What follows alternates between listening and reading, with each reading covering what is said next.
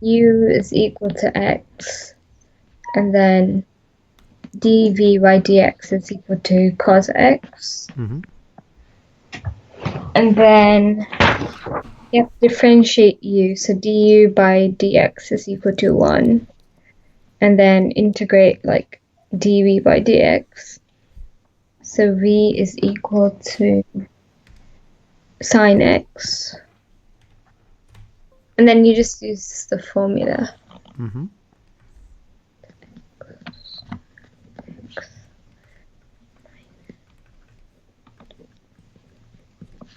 So then you get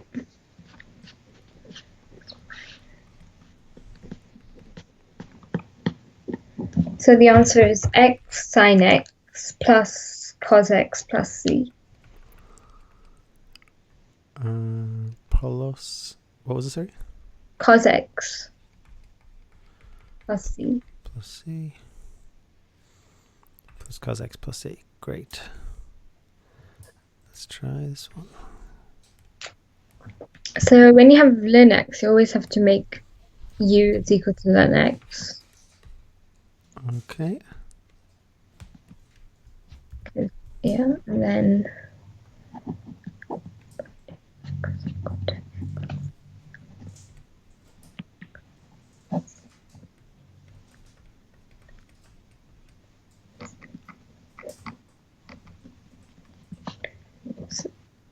yeah, and then v is x squared. Not v. Dv over dx. Mm-hmm. And then v is x cubed over 3. Mm-hmm. And du by dx is 1 over x. And then you just like multiply. Yeah. So then you get x squared over 3. Mm-hmm.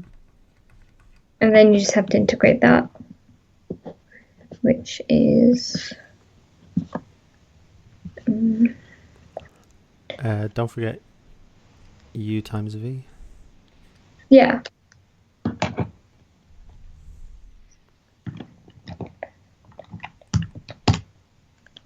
So then you get x cubed over 9. Yeah.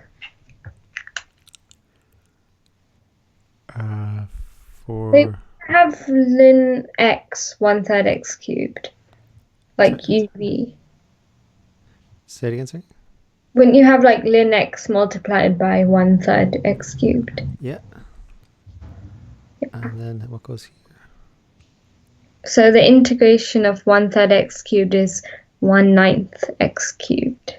It's times by du dx. Hmm? So Yeah, but when you do 1 over x times x cubed over 3, you can cancel the x. okay. Yeah, I'm just making sure that you're. So is that what you did? Yeah. Okay. Just making sure you're following the thing. And so you got. X cubed over 9. And that was minus, was it? Yeah. No, it's x cubed. Plus c. X cubed over 9 plus c. That was, yes, great. Sometimes it isn't necessary to do by parts twice. Yeah. So you can just do u is equal to x squared, and du by dx is 2x.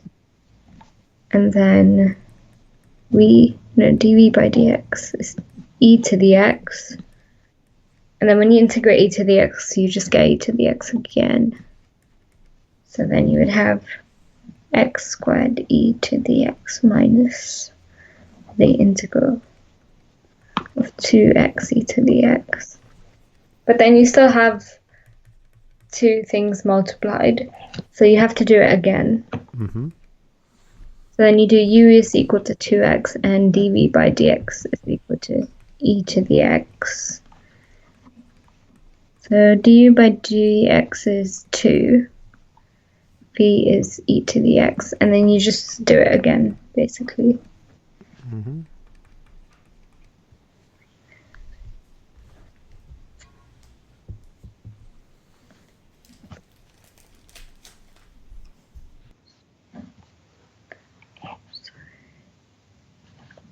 So then you get x squared e to the x minus 2x e to the x, and then plus 2 e to the x plus c, I think. See, so we had x squared e to the x, and then we had to do this one. Well, take a look. It'd be 1 times the other. So you just do it twice. X squared e to the x minus 2x e to the x plus 2 e to the x plus c. Yeah. Yeah, and the reason why it was kind of going the right way is because x squared was becoming 2x was becoming 2. So that was kind of slowly getting rid of the x. Any questions there? No. Okay. If that was the integral, it'd be kind of going the wrong way. Oh, you're meant to know how to do ln x, so right, I forgot. But oh, you're meant to do like ln x is equal to ln x times 1 or something. Okay. So then you do ln u is equal to ln x, and then dv by dx is equal to 1. So then you get du by dx is equal to 1 over x, and v is equal to x. So then you get x ln x minus the integral of 1. So then you just get x ln x minus x. Yeah. One little thing. Plus c. But it's definite. Oh, yeah, it's definite. Okay. So then 2 ln 2 minus 2. Wait, ln 1 is 0. So you should just have minus 1 there.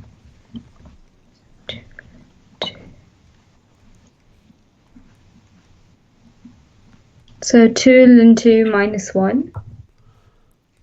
2 ln 2 minus 1 looks good to me. 2 ln 2 minus 1. Any questions there? Yeah. Okay. Exam questions. I actually get this topic. I think I just hadn't learned it yet last week. Yeah, you seem okay with it. But Integration by parts.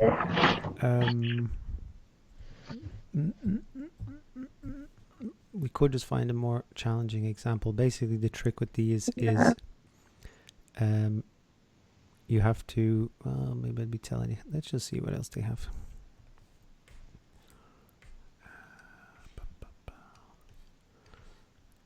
Okay. The integral of that. Okay. Yeah, I can see what they're doing. So they are mixing in chain rule with this, but you're probably going to be okay with that. That's mixing in trig identities. And that's a mixture of, it's a mixture of everything. 2x squared, cos x squared x, and cot x. Find that, hence use a suitable trig identity, find, okay. That's double angle, I think. Yep. So integration by parts. I understand. And so. Do you know what numerical methods is? Yes. Okay. We got like notes on it, but obviously we didn't like have time to learn it before school was closed, so I don't know anything.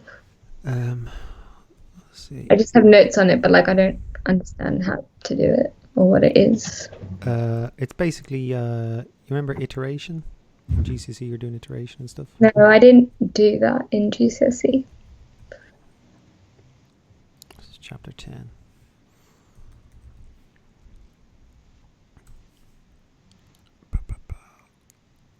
But it was complicated. It's not that complicated.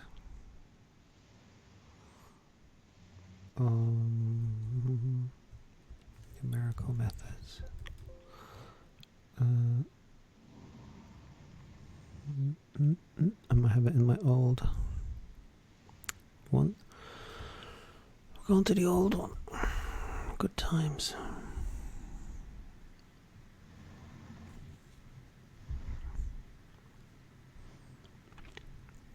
This used to be in core 3, I think.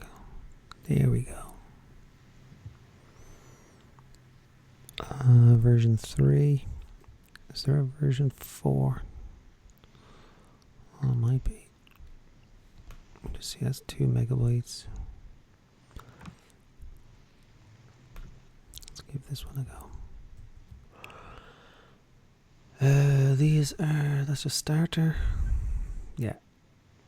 So this is what it looks like. Ooh, where'd you go? And those are the answers. Okay. We often have to find a root of a function, basically where it crosses the x-axis. We can narrow down the location of a root to between 2 points. So here you have some line, and here its y-coordinate is 0. And so if the y-coordinate went from being negative to positive, and it's an unbroken line, then there must be a root in between. Same as if it went from positive to negative. So if the sign changes and it's an unbroken line, then must be a root in somewhere in between. This is called the interval. So basically from this the x coordinate to the other x coordinate of when it changes from positive to negative on the y, and they call it continuous. The function is continuous, so it's an unbroken line. So this one, for example, so the sign changes. It goes from being from negative down here to positive up here. Is there a root in between? No, because it's not continuous. Yes, exactly. 2 different graphs. Yeah, I think they call it discontinuous. It has a discontinuity, and that's because it divided by 0. What x value would you get for the discontinuity for this one? 1. Yes, and so the equation of the asymptote there would be x equals 1. X equals 1, boom, boom, boom, boom, boom. Yep. Fancy stuff. Sometimes you get a mix. So here you have this crazy function. Here we've got a root. Here we've got another root, a third root, I think. But then you have a discontinuity at x equals 2. 2, yeah. So this one is creating the roots, 3 roots, and then, yep. So sometimes you have a mix of a continuity and a discontinuity.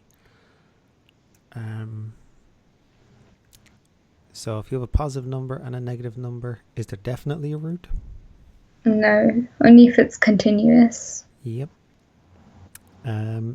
Positive number. So the f of 1 is a positive number. F of 2 is also positive. Is there a root? No, because the sign didn't change. Aha. Here, yes. No roots. Here, no. 2 roots. So the interval was a bit too big. And I suppose there could be just one root. It could be just touch in the middle somewhere. But if there's one root, though, wouldn't there be a sign change? I mean, this is what I'm talking about. So like, there'd be no sign change if there was exactly one root. Yeah. Oh, that's a good point. We're getting ahead of ourselves. Let's see. There can be more than one root. So you've got 3. There can be a root without a change of sign. That's what this looks like. Okay. So there's lots of things. When locating roots, drawing a sketch may help. There could be a change of sign, but no root change because it's discontinuous. However, if the sign changes and the function is continuous in the interval, then therefore there must be a root. So you look for a sign change and a continuous function. And the continuous bit, they don't really emphasize that much anymore. It's more about the sign change. This is what the notation is. So round brackets is not or equal to. Square brackets means or equal to. Yeah, so those two are included. I always forget. You're going to have to remind me. Okay, how about this? So you just do f of 1, Mm-hmm. which would just be e to the 1 minus 8 plus 5. Mm-hmm. And that is a negative number. Okay. And then you do f of 2, which is e squared minus 16 plus 5.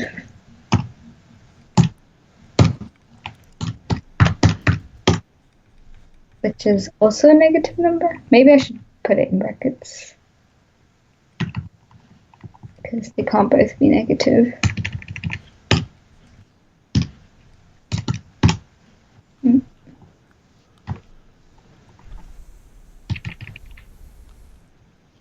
My guess is the second one should be negative. Oh, No, they're both negative. Maybe I messed up. Because e is like 2.7. It's saying f of 1. I'm using a table. So alpha, is it alpha?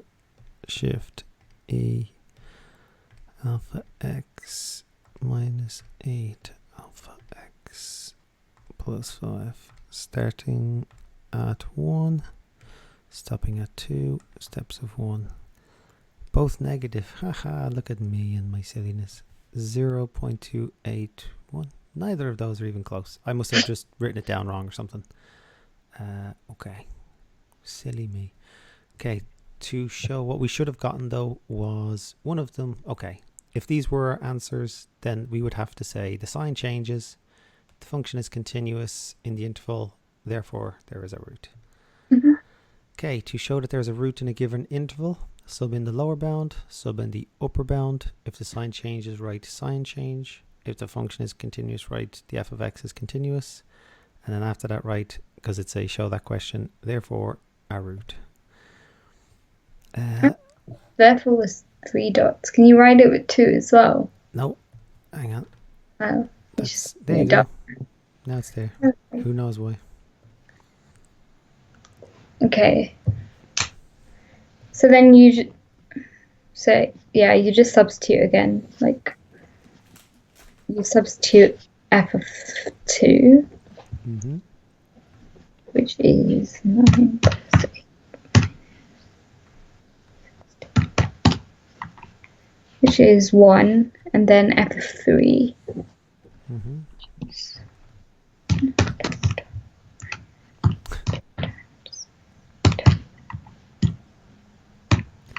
Is this wrong as well?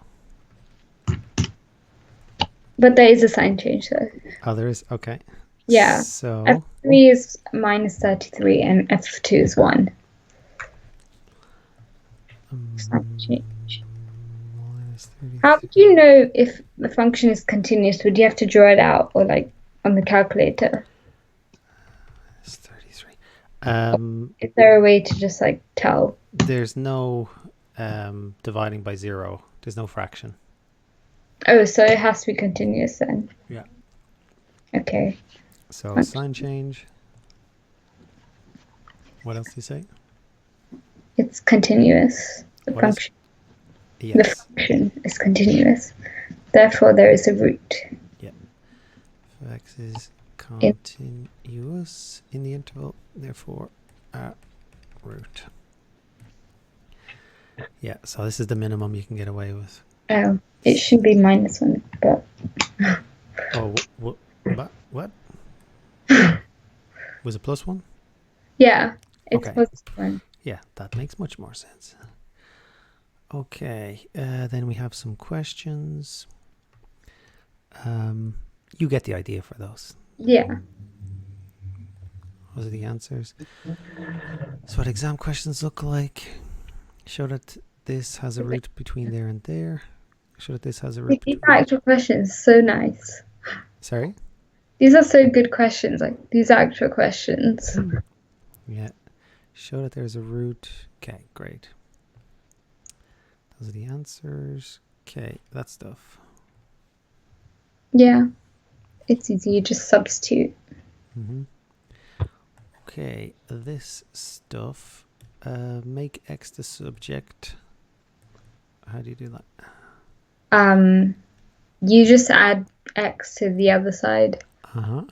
So you have x equals x cubed over 12 plus 1. Okay, make x cubed the subject. 12 bracket x minus 1 bracket is equal to x cubed. And make x squared the subject. How do you do that?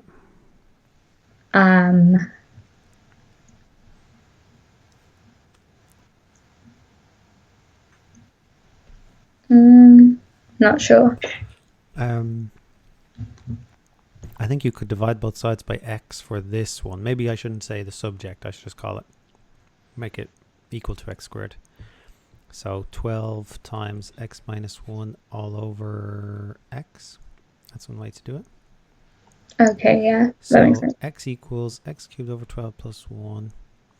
Then this one. Oh, yeah, x cubed is equal to 12x minus 1, so you divide. Okay, yeah, I understand. Let's see. Yep.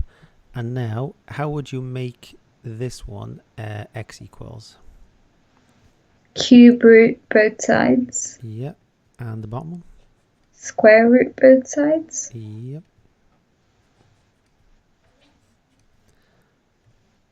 And so x equals, and you've got three different things. So I just expanded that one. Okay. And simplified. Well, it's not really simpler, but wrote it a different way. Those three. Okay. This can be represented by two functions. So you know when you have y equals something else, and you can bring them together.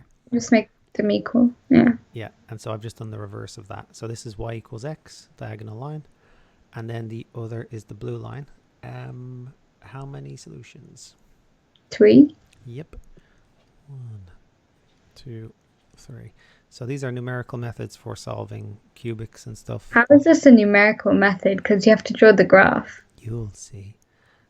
Zoom into one point of intersection. So this is, I suppose you could call it a graphical method, but it'll become numerical in a second. So go x0, so initial x is 2, go up, hit a line, go across until you hit the other line, go down until you hit the first line, across, down, and eventually you locate the root that way. Okay. That's what it looks Would like. you have to draw that in an exam? Nope. No? Nope. Okay. Well, technically yes, but it's never come up. Okay. We'll see. We might have to. I mean, there's no exams, but still. Let's see. Convert this to a recurrence relation. Yes. To convert something into a recurrence relation. What is that? The x on one side by itself becomes xn plus 1. What's a recurrence relation? Iterative formula. Okay. What's that? It is a numerical method for finding a root. I'll show you. Okay. Every x on the left, the one x on the left, the subject, becomes xn plus 1. Every x on the right becomes xn. And so most people saw this in GCSE. How can we use this to locate a root? Yes, change x. So is this... I don't want to get ahead of myself. Okay, so this one, yeah, show that this a can be written like this. How do you do that?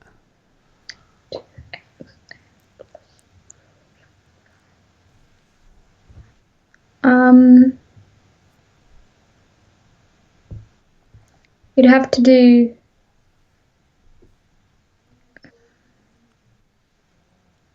2x cubed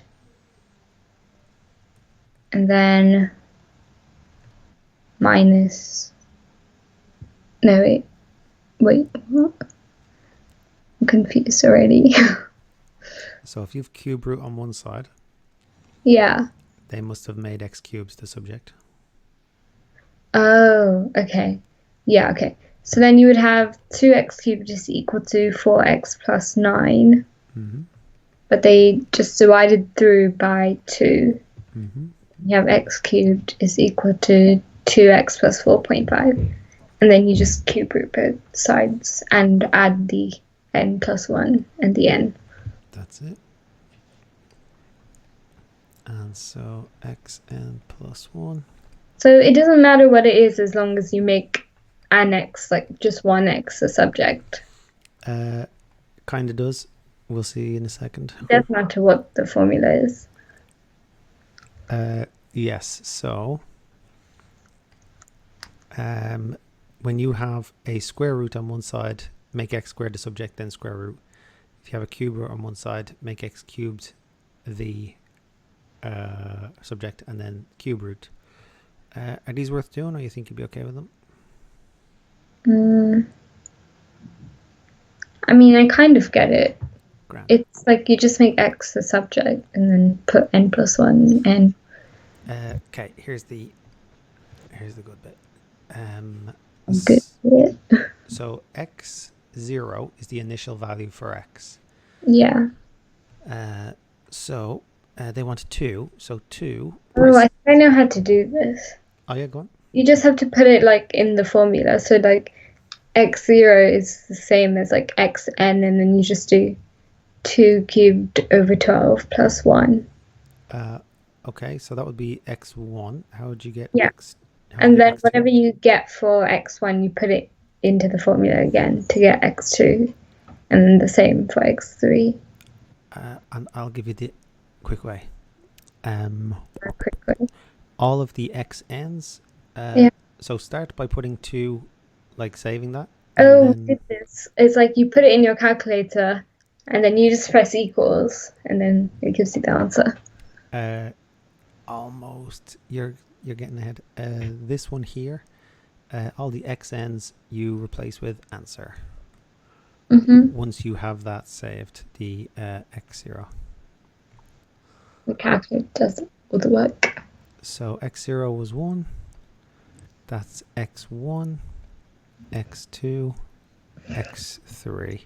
So to 4 decimal places, 1.2218. 1.2218. Quick way is, yes. So instead of having to keep messing around with your calculator, just save x0 and then replace all the xn's with answer. So do you want to try this one and see if you get that answer, or you think you'll be fine? I'll just try it quickly. All right.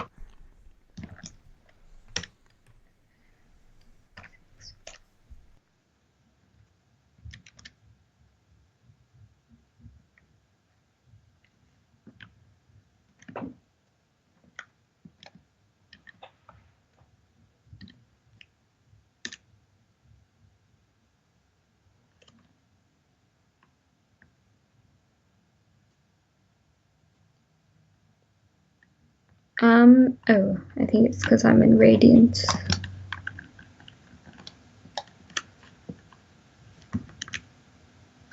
I got a different answer for some reason.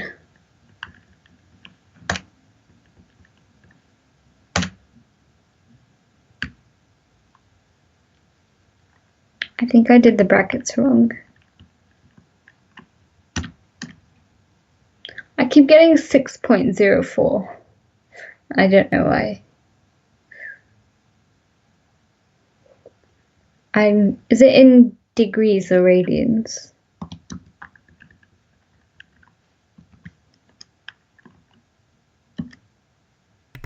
I'm in radians.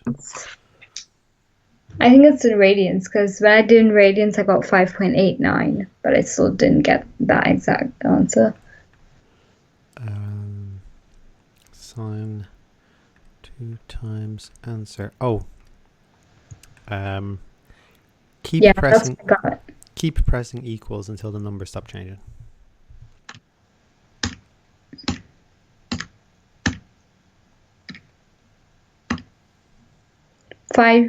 Wait, it's still changing, but it's like the last bit.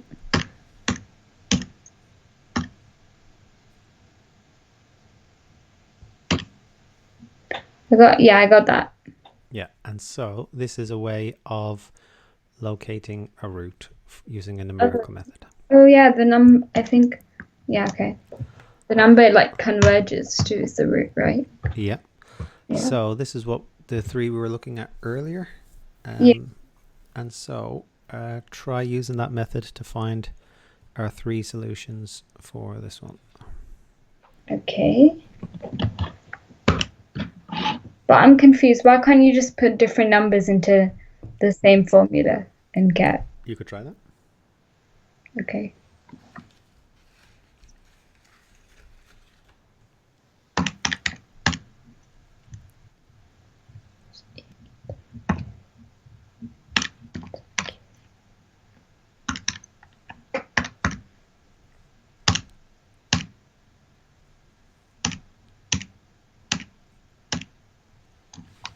I don't think this is working.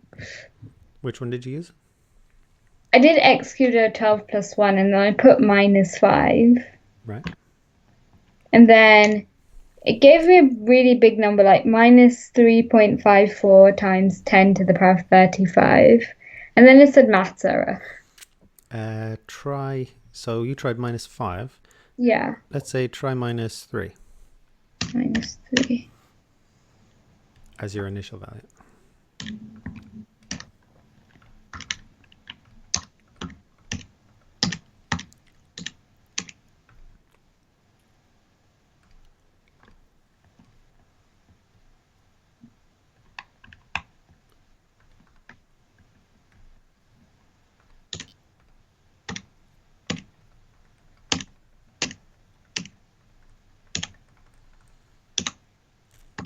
It's converging to like 1.1157. And so which root is that? The second root. Yeah, that one. How do you find the negative one? You tell me. Try another number. So you tried -5. That didn't work. -6. You could try another formula. Oh yeah, that's true.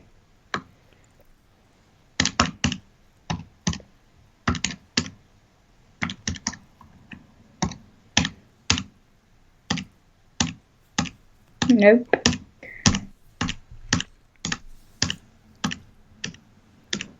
I did the last one, x equals square root of 12 minus 12 over x.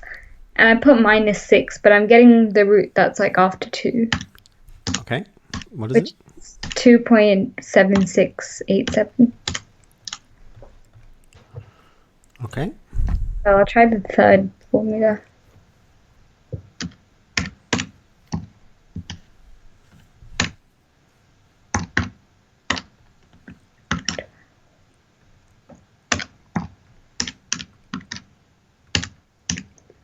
Ooh, I think I'm getting it now.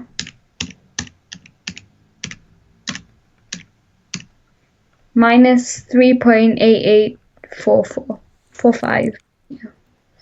-3.8845. That's it. Great. Yeah, You different. do have to find, so it doesn't matter like what formula you use then. To find roots. So you can change formula. You can change different initial starting value, and you'll find different roots based on that. Okay. Any questions there? But there isn't like a way that that like this formula is going to give me like this root, right? You just have to try. There's a fancy way, but that's not really what this is about. Okay. Yeah, like if you were going to go fancy, you would just solve the equation, whereas this is like you don't have to understand anything. You just make it x equals, and then you just get a root. Okay. Based on that. Okay. Let's see. Yeah. That stuff, sure. So that stuff, what do you give yourself? like in between the half and the tick. Like I understand it, but I think I just need to practice it. Okay. I sort of understand it, so. That was A. B.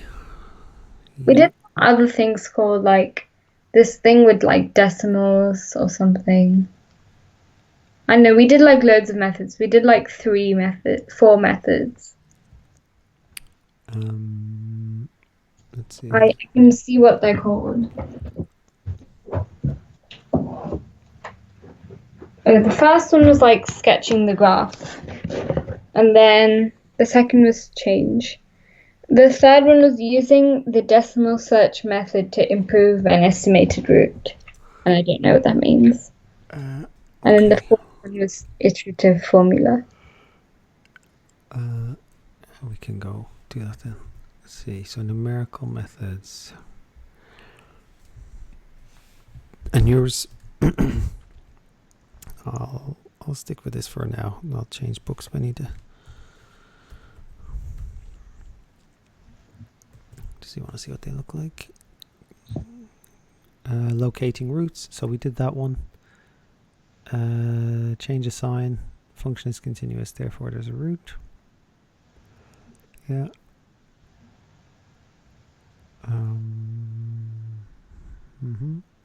Aha. This actually, there's a little bit extra for that one. And that's when they ask you to verify that something is the root. This one. One sec.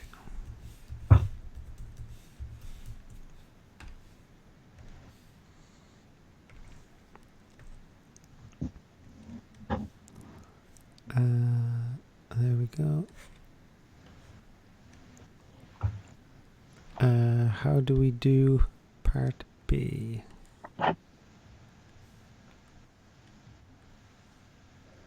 Do you just like choose small intervals?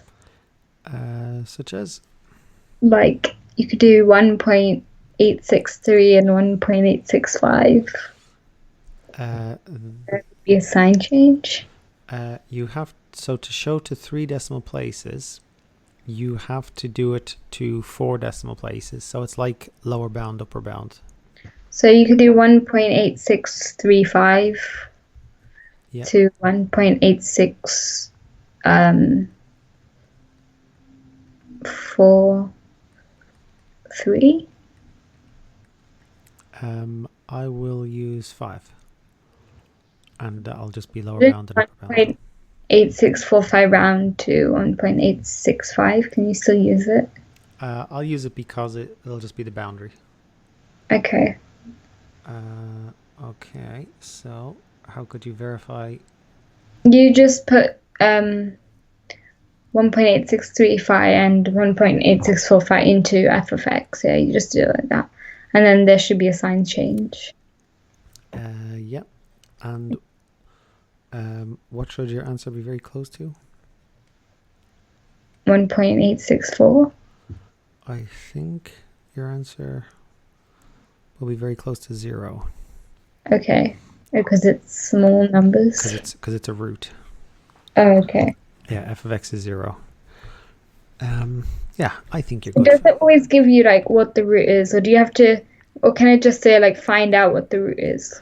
Because if it's find out, you would have to literally try like so many. Can they tell you to do that? It looks like they don't. It looks like for numerical methods, they're just verifying it. Okay. So show that there's a root in between this interval and then verify that it's this correct to 3 decimal places. So what you might think is, well, I'll just put it into my calculator and I'll just keep pressing equals, and then I'll get the number. But what you have to actually do is unround this. So lower bound, upper bound, sub those in and say the sign changes, function is continuous, therefore there's like for that one, you would do minus 0.8225 and then 8235. Yeah. Okay. That's it. And it would show that one is positive, one is negative, and they'll both be very close to 0. sketch that. I think that is the decimal method. Okay. So iterations, that's what we just did. So this I one. don't get these like diagram things. That's because you made me go to the book instead of letting me finish this thing. Okay. Let's go back. So 3 points of intersection. That's what they were. That's that. Here I got the answers right. There we go. Let's see this one. Between 1 and 2, yes. Yeah. Okay, so this is called a staircase. This is one type of iterative thing, and this is what it looks like. So it's basically you subbing it into the function, and then this is just subbing it back into the function again. So taking the previous y value and converting it to the new x value, previous y value, new x value, and so it looks like a staircase. Sorry? I don't get that. So the y coordinate of this, if you go across and down, it becomes the x coordinate of the same curve. Okay, so what is the point of these diagrams? Like, why do you need them? So it will show you. So this is another type, cobweb. It spirals towards a root. How do you know which one you should use? You wait 1 second. This one, same idea, except it goes through the y equals x first. This one, same idea. Let's see. So what determines whether you get a staircase or a cobweb? Positive gradient, you get a staircase. Negative gradient, you get a cobweb. Let us see. So this has a positive gradient, so you're getting a staircase. This one line's going down, so negative gradient, we're getting a cobweb. So it's just like one of the lines has a negative gradient, or both of them? The function. But there's two functions, so. This one is just y equals x. Then what's the other line that's cutting through? This is some function, like y equals the f of x. Okay. So it could be like e to the x something or other. So you have to look at the gradient of the function. Yes, and that will determine whether you get staircase or cobweb. Okay. Show Point of this, apart from it shows you where the root is, but surely you can just see where the root is. Well, you know, you'd have to zoom in somehow, or you know, this way you can get it correct to a certain number of decimal places. But how does like drawing the diagram help you figure out like what the root is, like where the root is? What the diagram for I don't understand how you know, like from the diagram. Maybe I'll use the book then. The diagram is about where to put your initial value so that it doesn't spiral out somewhere else. So that so you're meant to draw it like backwards. I don't know what that means. As in, you know, like in all the pictures, it's drawing it from x0. Mm-hmm. So you're not meant to draw it like from x0, you're meant to draw it like from the root, or like the point on the graph, and then it tells you what x0 should be. They usually tell you what x0 will be. But I thought you just said this tells you what you should put into the function. Like, well, they just usually tell you what x0 is. But I'll see what the exam questions look like.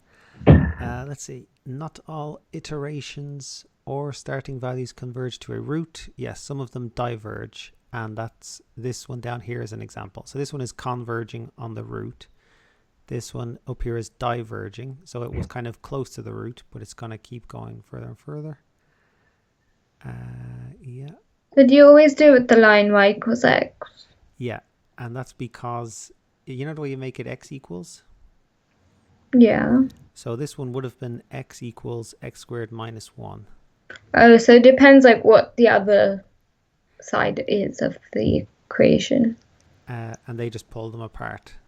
Oh, but it's always x, so. But then if you do a different formula, it would be different. So do you just do whichever one is like on the left? Yes. Okay. Yeah. Let's see. Show that the It's equation not written as always that. y equals x, it can be something else. Say it again, sorry. It's not always y equals x, it could be another line. No, it's always y equals x. Y. You know how we made it? Is it because you always have to make x the subject? Yes. Okay. Yeah. Okay. And then we pull them apart. This is a confusing topic. I don't like it. Let me just see. So show that this can be written like that. Sketch the graph. Write down the number of roots from your sketch. Let's see. Sketch on the same axes. Yeah, y equals x and this. Write down number of roots. Use your diagram to explain why the iterative formula converges. Okay, so this But you is... said you didn't have to do it in exams, so how come there are? looks like we do. No, I said technically it's never come up. That's what I said. Okay. Let's see. Let's try. So it's never come up, but these are like made up questions then. These are... So you remember the A level changed? Yeah. Oh, these are old spec. No, these are the new spec. Oh, okay. And so it's like we have to go by these, and it's kind of... GCSE is like a year or two ahead of A level, and it's really showing that like... So the people who make the exam papers already, yeah. They also write this book, and so the book that they wrote for GCSE, it's very similar to the actual exam questions that are coming up. So let's try question B and D. But for B, wouldn't you just be able to do it on your calculator? So do it on your calculator.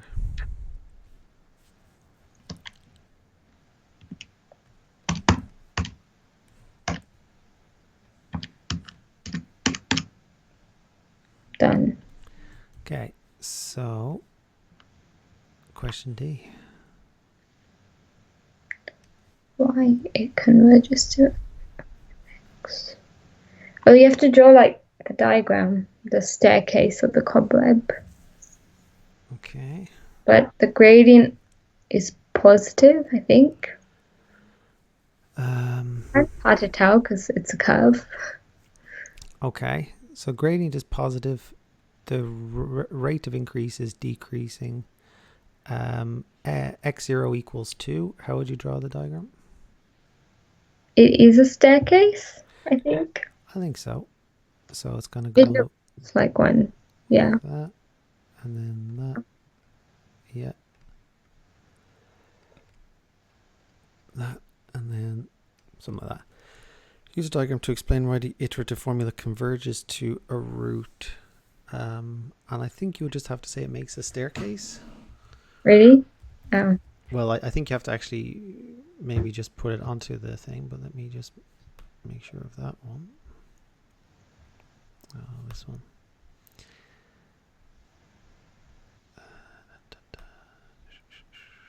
Okay, copy. What was that? That was question 3. Numerical method. No. Why did... Yeah, year 2. Oh, question 10. This is B, I think. 3. So it looks like that. The curve crosses the line twice, so there are 2. Okay. Wait, so when it asks you to draw them on the same axis, you have to draw the staircase as well. The staircase is the answer to question D. Okay. So for question B...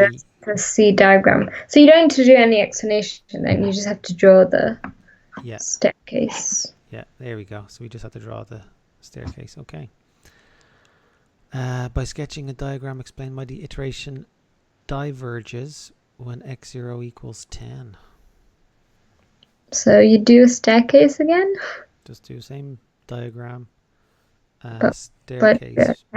But this time it's going to diverge. And it's at like 10. And why is that?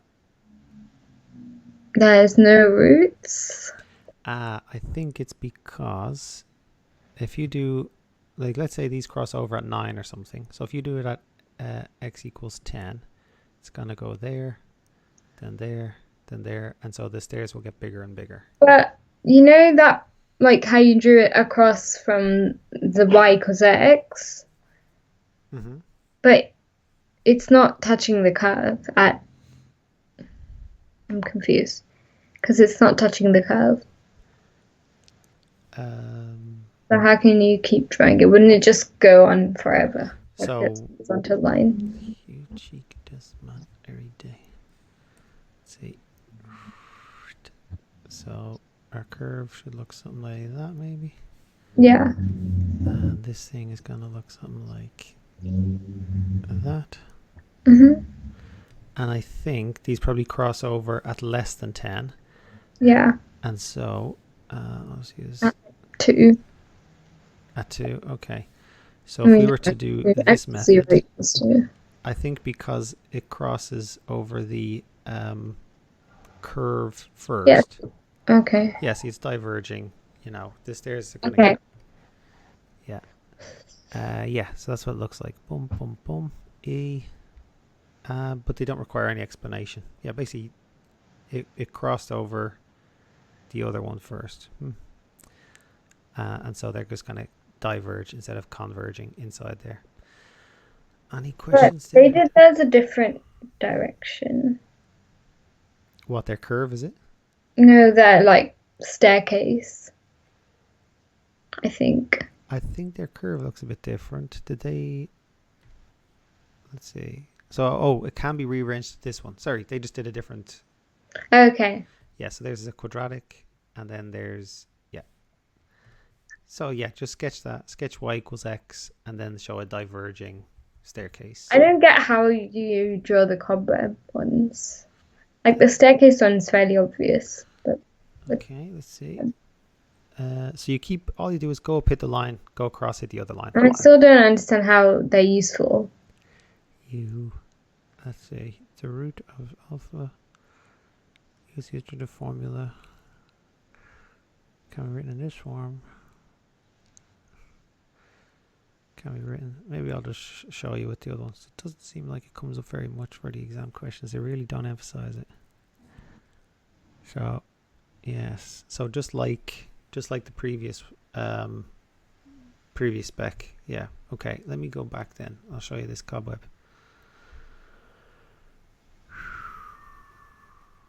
There we go. Oops. So staircase, you're good. So this one, you are unsure. Okay, so that's our x0. You go. But you know, you said the whole point of this was to help you find x0. Yeah. Then how can you draw it from x0 if you don't know what x0 is? So I suppose you can do it by inspection. So if you go to the one we had here,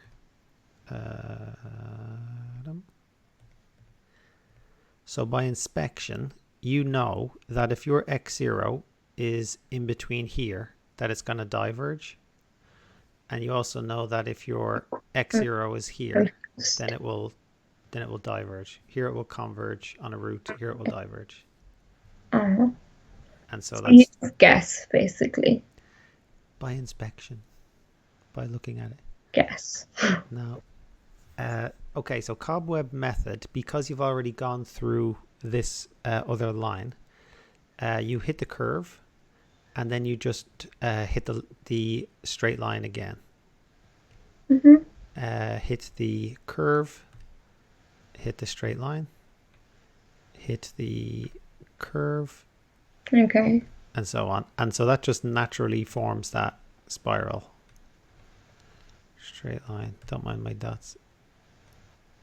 Yeah, and it just slowly converges on that route. That one, and I think, let me just see. That's our x0. So we hit the curve and then hit the straight line. Let me just see. If we were to do it the other way and say straight line then When curve. you get a staircase. Well, hang on. So that way is going to converge. Yeah, that way is going to. Oh, sorry, that way is going to diverge. So if it diverges, does that mean you have to draw a cobweb? Diverge would be you should hit the. Let me just go. Yes, you should hit the curve first. Okay. So whichever one means that you hit the curve first, you just do that one. yeah, so hit the curve and then change direction and hit the line. Okay. Yeah. I don't really get these, but There's not a whole lot to get, and so you know how you could this is just visualizing what you're doing with your calculator. Like every time we draw so another every time line. you press like equals, this is actually what's happening. Yeah. Oh, that makes a lot more sense. And But so sometimes why? I just still don't get the point of these. So I mean, they look pretty, but so in general, or like numerical methods, or these diagrams. these diagrams. For initial value. Because it's actually not helping you find. I don't understand how it helps you to find x0. So I mean, you have to remember there was a time before calculators. So this is supposed to just help your understanding. Like, what you call it? It's just confusing me. No, what's it called? You know, graphical simultaneous equations? Yeah, sort of. Not really. So this is kind of graphical simultaneous equations where you see where they cross over and that's your thing. It's also kind of decision maths, like it's an algorithm, and you follow this. So you could program a computer to do this, and it could solve it graphically. Okay. Fascinating stuff. Yeah. Let me just. So Newton-Raphson is. I like that is either. I need to know it. Is that in your MEI now? Yeah. Okay, I think so. We have to know it, but I don't know it. So Newton-Raphson is yeah, we could do it next time if you want. It's Yeah, I'm gonna need to. Okay. It's basically the method your calculator uses. So you know when you solve something in your calculator, like you do shift solve or whatever, it uses Newton-Raphson. Always, like no matter what the equation is. Yeah. Okay. And that's the kind of the beauty of it. What is the point of learning it if you have calculators? What's the point of learning anything? How do you think they program the calculator? That's true. By learning this stuff. Yes. And so what's the story with your tests and stuff? No exams now in May and June, so like no normal A levels. But they give us grades in like July. Right. They basically just give you grades. But if you're not happy, then you can sit exams in like September or next year with the year 12s. Aha, I see. So you can basically just choose what you want to do. Aha. Tricky. Yeah. Oh, there you go. So you have to study, but there's nothing to study for. But you still have to study.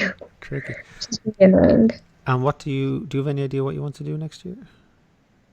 I'm taking a gap year, but yeah. Okay. All right. Any questions for me in general? Not really.